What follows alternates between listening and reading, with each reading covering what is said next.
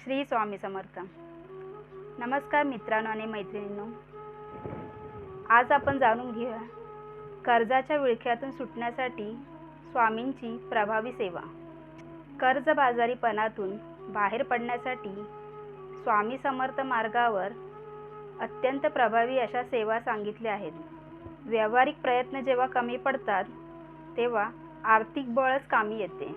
कर्जमुक्तीसाठी तुम्ही शौर्य आणि आर्थिक स्थैर्य देणारी सेवा करू शकता।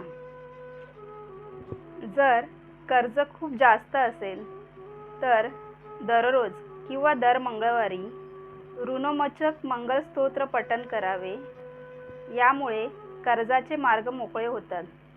श्री स्वामी समर्थ जप करताना मनामध्ये असा भाव ठेवावा की स्वामी आपले ऋण फेडत आहेत।